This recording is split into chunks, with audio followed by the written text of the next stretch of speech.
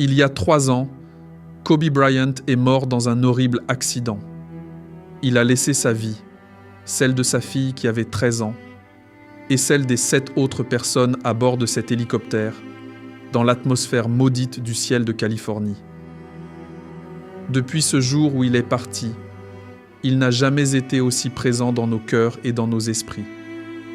Des millions de personnes, partout dans le monde, partagent avec lui la même mentalité qu'il faut aux gagnants de briller et aux audacieux de continuer. Si dans l'immédiat, nous avions tous eu le cœur déchiré, sa vie nous a montré par la suite combien une volonté ferme peut faire, et sa mort nous a également rappelé combien la vie est courte. La Mamba mentalité a dépassé le contexte du basket et est devenue aujourd'hui l'instrument parfait que les audacieux utilisent pour réussir. Je me permets de partager avec vous aujourd'hui une partie de cette mentalité.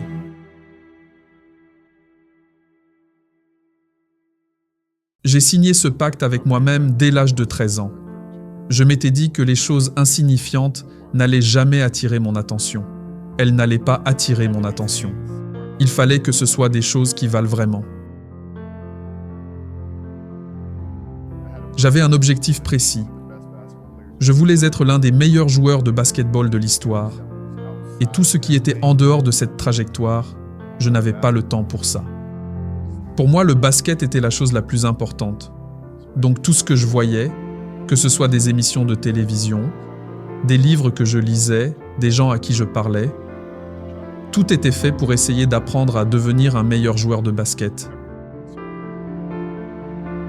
Lorsque vous avez ce point de vue, le monde devient littéralement votre bibliothèque pour vous aider à devenir meilleur dans votre métier.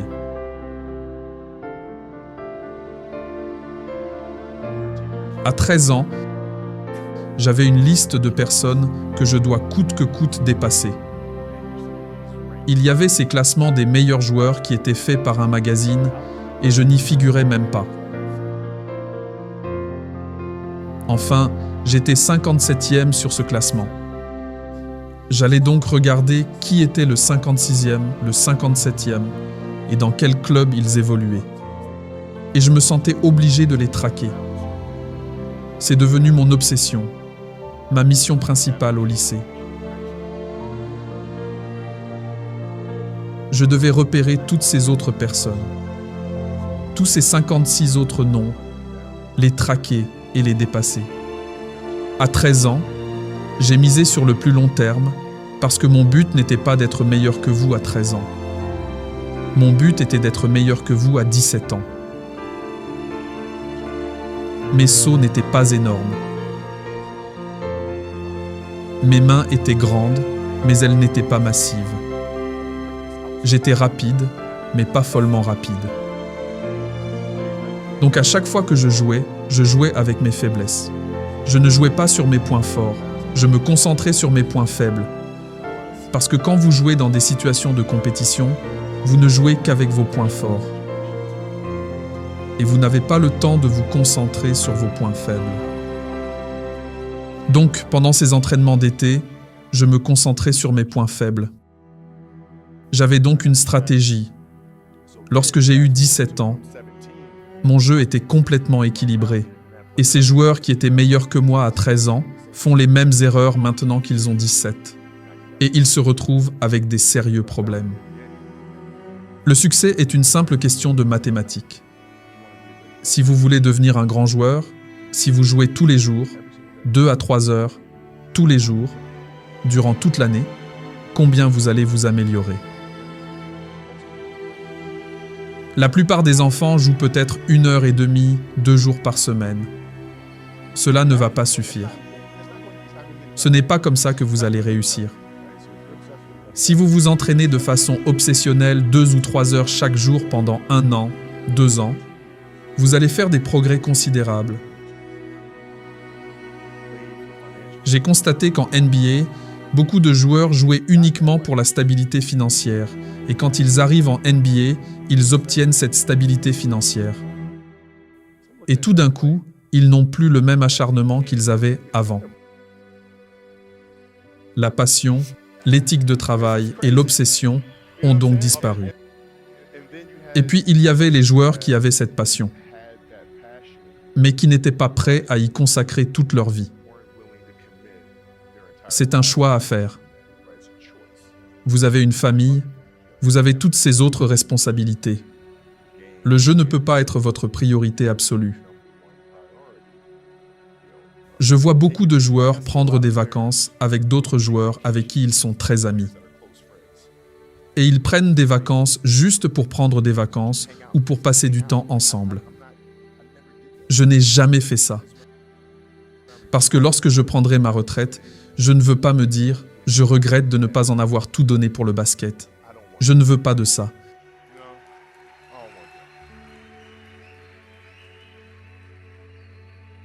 Je donne toujours cet exemple, et je pense que c'est la meilleure façon de l'expliquer. Vous savez, vous avez une blessure au ligament croisé, vous avez très mal, vous pouvez à peine marcher, et encore moins jouer. Football, basketball, peu importe, vous ne pouvez rien faire. Le médecin vous dit de rentrer chez vous, de vous asseoir sur le canapé et de vous remettre en forme. Ne le bougez pas. Ne vous levez pas. Pas de mouvement brusque. Vous êtes chez vous. Tout d'un coup, un incendie se déclenche dans la maison. Vos enfants sont à l'étage. Votre femme se trouve quelque part où elle peut être. Je suis prêt à parier que vous allez oublier vos problèmes de ligaments croisés. Vous allez courir à l'étage, attraper vos enfants, vous assurer que votre femme est bien sortie de la maison. Vous n'allez pas sentir vos douleurs. La raison en est que la vie de votre famille est plus importante que la blessure de votre jambe. Et lorsque le jeu est plus important que la blessure elle-même, vous ne ressentez pas cette foutue blessure. Pas à ce moment-là. Quand j'étais blessé et que j'étais dans la salle de soins, mes enfants étaient là et ils me regardaient, et je les regardais, et je me disais « c'est bon, papa va s'en sortir, tout ira bien ». En tant que parent, vous devez donner l'exemple. Je m'étais dit ce jour-là que cette blessure est un autre obstacle, mais cet obstacle ne peut pas me définir. Il ne va pas m'handicaper. Ce n'est pas lui qui va m'obliger à m'éloigner du jeu que j'aime. Je vais m'éloigner selon mes propres termes. Et c'est à ce moment-là que j'ai pris la décision de continuer.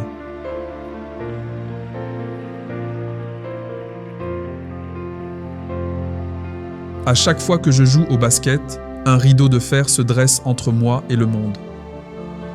Lorsque je m'entraîne ou pendant les matchs, je change mon esprit pour autre chose. Pour moi, c'est l'équivalent de Maximus Decimus dans Les Gladiateurs quand il ramasse la terre, puis se dit « c'est le moment de se lancer ». Mais quand je suis dans cette cage, mon frère, ne me touche pas, ne me parlez pas. Si tu veux la première place, viens jouer avec moi. Tu veux une deuxième place, va ailleurs s'il te plaît. Pendant l'année de ma retraite, tout le monde me disait « tu vas passer par les différentes étapes du chagrin quand tu seras à la retraite. Tu vas entrer dans un état de dépression quand tu seras à la retraite. C'est tout à fait normal. » Et je réponds « les gars, je vais bien. Oui, bien sûr que tu dirais ça. C'est ce que j'ai dit aussi. » Au bout d'un moment, j'ai commencé à écouter passivement en hochant la tête.